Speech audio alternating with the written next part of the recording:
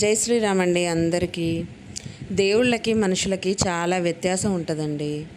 దేవుళ్ళు పెట్టుకున్నారంటే కొన్ని పేర్లు నిజంగా వినడానికి కానీ మాట్లాడడానికి కానీ చాలా చాలా బాగుంటుంది. కానీ మనుషులు అదే పేర్లను వాడినప్పుడు ఆ మనిషి వ్యక్తిత్వాన్ని బట్టి ఆ పేరుకి పరువు ఉండాలా పరువు పోవాలా అనేది డిసైడ్ అవుతుంది. ఎందుకు ఇలా అంటున్నానంటే మనము జనరల్గా శ్రీరాముల వారి విషయంలోనే వింటాము. కొన్ని ప్లేసెస్ పర్ణశాల అని, వనవాసం అని, ఇలా కొన్ని ఇంకా వాళ్ళే గుర్తొస్తారు మనకు. భగవంతుడు గుర్తొచ్చేస్తాడు. ఆ పేర్లు, ఆ పదాలు పలికిన విన్నా మనకు వాళ్ళే గుర్తొచ్చేస్తారు. అసలు అలాంటిది పవిత్రమైన వాటిని మనం ఏదో ఒకటి ఉండడం కోసం నిర్మించుకునే దానికి కూడా ఆ పేర్లు పెట్టేసేసి మనమేదో దేవుళ్ళము లేకపోతే మనము వాళ్ళ వారసులము అన్నంత బిల్డప్ ఇవ్వాల్సిన పని లేదు. అర్థమైందా? జనరల్గా ఇప్పుడు ప్రజెంట్ అందరూ ఏంటంటే ఉండడానికి ఒక ఇల్లున్నా సరే కొన్ని ప్లేసెస్ అంటే కొన్ని ఎన్విరాన్మెంట్స్ డిఫరెంట్గా ఉన్నప్పుడు అలాంటి ప్లేసెస్లో వాళ్ళు హౌజెస్ తీసుకున్నప్పుడు వాటిని వీళ్ళు నార్మల్గా ఏమని పిలుచుకుంటారంటే గెస్ట్ హౌసెస్ అంటారు. ఎందుకంటే పర్మనెంట్గా ఉండరు అందులో. పర్మనెంట్గా ఉండే హౌజెస్ వేరుంటాయి. మన టైంపాస్ కోసం, మనం కొంచెం మన మైండ్ చేంజ్ అవ్వడం కోసం, మన హ్యాపీనెస్ కోసం మనం వెళ్ళే వాటిని గెస్ట్ హౌసెస్ అంటారు. అంటే మనం చిల్ అవ్వడం కోసం ఆ ప్లేస్ని చూస్ చేసుకుంటాం అన్నమాట. అలాంటిది దానికి దేవుళ్ళ వాడిన ఆ పేర్లన్నీ తీసుకొచ్చేసి పెట్టేసి వాటి పరువు ఎందుకు తీస్తున్నారో నాకు అర్థం కావట్లా.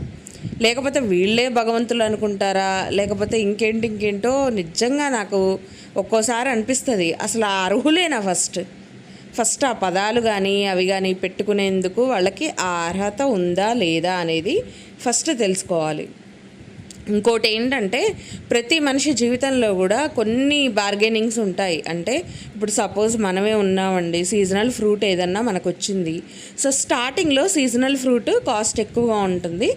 తర్వాత ఒక 15 రోజుల తర్వాత, ఒక 20 రోజుల తర్వాత ఆటోమేటిక్గా అంత అమౌంట్ పెట్టే పని లేకుండా కొంచెం తగ్గుతుంది అమౌంట్. ఎందుకంటే పెరుగుతుంది కాబట్టి, అక్కడ ఫ్రూటింగ్ అనేది పెరిగిపోయి మార్కెట్లోకి ఎక్కువ వచ్చేస్తాయి కాబట్టి ఆటోమేటిక్గా కాస్ట్ అనేది ఏమవుతుంది, ఖచ్చితంగా తగ్గుతుంది. అలాంటిది ఏదో మనం బార్గెనింగ్ చేసిన గొప్ప అంటే మనం వెళ్ళిన దగ్గర నుంచి ఎలా ఉంటుందంటే అండి, కొంతమంది చెప్పేది నేను మా ఇంటి దగ్గర నుంచి ఆటోనో కారు ఎక్కేదాకా ఒక 10-20 అడుగులు వేశాను. 10-20 అడుగులు వేసిన తర్వాత కార్ డోర్ ఓపెన్ చేశాను. ఆ కార్ డోర్ ఓపెన్ చేశాక పోయి అందులో కూర్చున్నాను. అందులో కూర్చున్న తర్వాత కార్ డోర్ వేశాను. మీటర్ అదేంది కార్ బటన్ స్టార్ట్ చేశారు, గేర్ వేశారు, రాడ్ వేశారు, తిప్పారు, రైట్ వెళ్ళాము, లెఫ్ట్ వెళ్ళాము, ఇటు వెళ్ళాము, అటు వెళ్ళాము. ఆ తర్వాత డైరెక్ట్గా ఆ ఫ్రూట్ దగ్గరికి వెళ్ళాము. అక్కడ ఫ్రూట్ ఓడితోటి బాగుంటాయా లేదా అని కనుక్కున్నాను టేస్ట్ గురించి. ఆ తర్వాత వాడు ఇంత రేట్ చెప్పాడు. ఆ రేటుని నేను ఇలా తగ్గించడానికి ప్రయత్నించాను. 10 రూపాయలో 5 రూపాయలో లేకపోతే ఒక 2 రూపాయలో తగ్గించాడు. ఫైనల్గా తగ్గించిన తర్వాత నేను మళ్ళీ అవి తీసుకొచ్చి నా కార్లో వెనక సీట్లో పెట్టుకున్నాను. అది కూడా ఏంటి, డోర్ ఓపెన్ చేసి కారు వెనక సీట్లో పెట్టి మళ్ళీ డోర్ క్లోజ్ చేసి మళ్ళీ ముందుకొచ్చి మళ్ళీ డోర్ ఓపెన్ చేసి నా సీట్లో నేను కూర్చొని మళ్ళీ డోర్ క్లోజ్ చేసి కారు స్టార్ట్ చేసి వెనక్కి వచ్చాం. ఈ దరిద్రం అంతా ఎలా ఉంది చెప్పండి వినడానికి.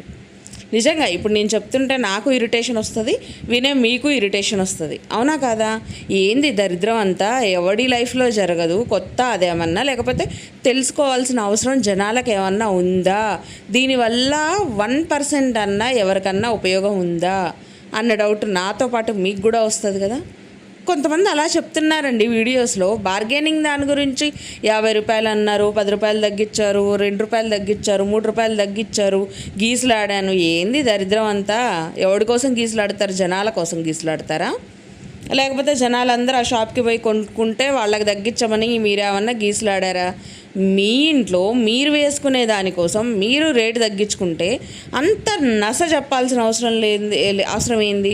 చిన్నప్పుడు ఏదో కథ ఉండేదండి, సూది దారమా ఏదో కథ. అంటే సూదిలోకి దారం ఎక్కించడానికి అంటే ఎక్కుద్దా, అంటే ఎక్కుద్దా, నవ్వితే ఎక్కుద్దా, కూర్చుంటే ఎక్కుద్దా, నిలబడితే ఎక్కుద్దా, ఈ సోదంతా ఏంటంటే అవతల చేసిందే చెప్తూ ఉంటాం కానీ ఎంతకీ ఆ సూదిలోకి దారం అయితే పోదనమాట. ఇలా ఉంటుంది కొంతమంది వ్యవహారం అనేది. ఇరిటేషన్ రాక ఏమొస్తుంది? దీన్ని కూడా మళ్ళీ కొంతమంది సహించరు. భజన బ్యాచ్ సో ఆ భజన బ్యాచ్ ఏంటంటే సహించక మళ్ళీ పొలవమని మన దాంట్లోకి వచ్చి నానా రచ్చ రంబోలో చేస్తూ ఉంటారనమాట. అసలు ఇంతకీ నాకు అర్థం కాని విషయం ఏంటంటే నిన్నటి వీడియోలో ఒక సిస్టర్ కూడా కామెంట్ పెట్టారు, ఇన్నర్స్ కూడా వాళ్ళ హస్బెండ్ వేసుకునే వాటి కలర్స్ కూడా దాని గురించి కూడా డిస్కషన్ పెడతారండి దరిద్రంగా అని చెప్పేసి. నేనైతే ఆ వీడియో చూడలేదు, దేవుడి దయ వల్ల. చూసుంటే నాకు ఇంకా పిచ్చిలేసేదనమాట, ఇంత దరిద్రం కూడా ఉంటుందా జనాలకి అని చెప్పేసి అనిపిస్తుంది అనమాట. ఎందుకండి అంత దరిద్రంగా బిహేవ్ చేయడం దేనికండి? ఇప్పుడు మనం ఒక మెచ్యూర్డ్ స్టేజ్లో ఉన్నప్పుడు మన వయసు మన బుద్ధిని పెంచాలి, తగ్గించకూడదు. ఇప్పుడు మన వయసుతో పాటు మన బుద్ధి పెరగాలి, మన ఆలోచనలు పెరగాలి, మన విచక్షణ జ్ఞానం అనేది పెరగాల. ప్రతి ఒక చిన్న అడ్డమైన కంటెంట్ని మనం వీడియోస్ చేసి పోస్ట్ చేయడానికి ఎలా మనసు ఒప్పుతుందో నాకు అర్థం కాదు. ఎవరైనా హలో అంటే ఏమంటారు చెప్పండి? హాయ్ హలో, అంతే కదా. ఏందో దీర్ఘాలు తీసి ఆ 2 అక్షరాల్ని కూడా దీర్ఘాలు తీస్తారండి బాబా. అసలు అదేం వెరైటీ పలకరింపో, మరి ఏ దేశంలో అలా పలకరించుకుంటారో నేనైతే ఎక్కడా వినలేదు. ఆ 2 పదాలు కూడా కాదులేండి, 2 అక్షరాలు పలకరించడానికి కొన్ని సెకండ్స్ టైం తీసుకుంటారు. ఏందో మరి ఆ సోది ఏందో, ఏదో మ్యూజిక్ అనుకుంటారో లేకపోతే ఇంకేమనుకుంటారో నాకు తెలియదు. మ్యూజిక్ కూడా అంత దరిద్రంగా ఎవరైతే పాడరు. చిన్న చిన్న విషయాలని, అంటే ఇంట్లో వాళ్ళు తింటున్నా, దగ్గినా, తుమ్మినా, బట్టలు వేసుకున్నా, తీసేసినా, మనం పనిచేస్తున్న బాత్రూమ్కి పోయే వీడియోస్ తప్పించి మిగతా అన్నీ యూట్యూబ్లోకి దిగాల్సిందే. ఈ దరిద్రం ఏంటో మరి నాకు అర్థం కావట్లా. మళ్ళీ ఈ దరిద్రాలు ఒక వీడియోతోటి ఓకే అని అనుకుంటే మళ్ళీ రోజుకి 2 నుంచి 3 వీడియోస్ పెడతా ఉన్నారు. ఎందుకంటే ఎర్నింగ్స్ అనేవి వస్తాయి వాళ్ళకి, వేలల్లో లక్షల్లో వస్తూ ఉన్నప్పుడు ఆటోమేటిక్గా వాళ్ళకి ఏ అడ్డమైందైనా పెట్టాలనిపిస్తుంది. సపోజ్ నేనున్నానండి, మొన్న మామూలుగా మెట్రో ఎక్కినప్పుడు మెట్రోలో కొంచెం అటు ఇటు తిరుగుతున్నప్పుడు మంచిగా కొన్ని ఫ్లేవర్డ్ ఐస్ క్రీమ్స్ ఉన్నాయి, స్టాల్స్ ఉన్నాయి, డిఫరెంట్గా పిజ్జా కార్నర్స్ ఉన్నాయి. ఇలా బాగున్నాయి, చాలా బాగున్నాయి. అంటే ఒక ఏరియాలోనే దాదాపు ఒక 10 వెరైటీస్ ఆఫ్ ఫుడ్ అనేది అక్కడ ఉంది. అయితే నాకు ఏమనిపించిందంటే ఒక నిమిషం, అరే ఏముంది ఒక్క నిమిషం అసలు ఏదన్నా వీడియో తీద్దామా, బాగుంటుంది ఈ ఏరియాలో, ఇలా బాగుందని చెప్పి చెప్దామా అని చెప్పేసి మనసుకు అనిపించింది. సరే పెడదాము ఏమవుతుంది అని అనిపించింది. కానీ ఇంకో నిమిషం నా మనసు అంది, ఏందే బాబు, ఎవ్వరికి తెలియంది ఏదో విచిత్రంగా చూస్తున్నట్టు, విచిత్రంగా చేస్తున్నట్టు జనాలు అసలు కెమెరా పట్టుకొని వీడియో తీస్తుంటే కూడా విచిత్రంగా చూస్తారు. ఈ దరిద్రం మనకు అవసరమా? ఏమవుతుందిలే, అందరికీ తెలిసిందే కదా, కొత్త ఏం కాదు కదా, తెలిసిన దాని గురించి మళ్ళీ నేనేందులే కెమెరా పట్టుకొని తీసేది, ఈ చండాలం అంతా ఎవడు చూస్తాడో, ఎవడికి ఉంటుందిలే ఇంట్రెస్ట్, మళ్ళీ నేను పిచ్చిదాన్ని అవ్వాలి చూసే వాళ్ళ దృష్టిలో అని నాకే అనిపించి నేను అసలు కెమెరా జోలికి కానీ ఫోన్ జోలికి కానీ పోలేదన్నమాట. సో మన మైండ్ సెట్ ఇంత కరెక్ట్గా ఉన్నప్పుడు అవతల వాళ్ళ మైండ్ సెట్ ఎందుకు ఉండదో నాకు అర్థం కాదు. అవతల వాళ్ళ ఇన్కన్వీనియన్స్ని కూడా వీళ్ళు కన్వీనియన్స్గా మార్చుకుంటారండి. అంటే వాళ్ళ మొహాల్లో ఫీలింగ్స్ తెలిసినా సరే మన వీడియో కంటెంట్గా మారిపోవాలి. సో ఇలాంటి వాళ్ళని భగవంతుడే మార్చాలండి, మనుషులు అయితే ఎవరు మార్చలేరు గ్యారంటీగా. సో నిజంగా నిన్నటి కామెంట్స్ చాలా చాలా హ్యాపీగా అనిపించాయండి. మన సిస్టర్స్ అందరూ వచ్చి ఆప్యాయంగా పలకరించారు. చాలా చాలా నచ్చింది నాకు మీరు అసలు మీ కామెంట్స్ అనేవి.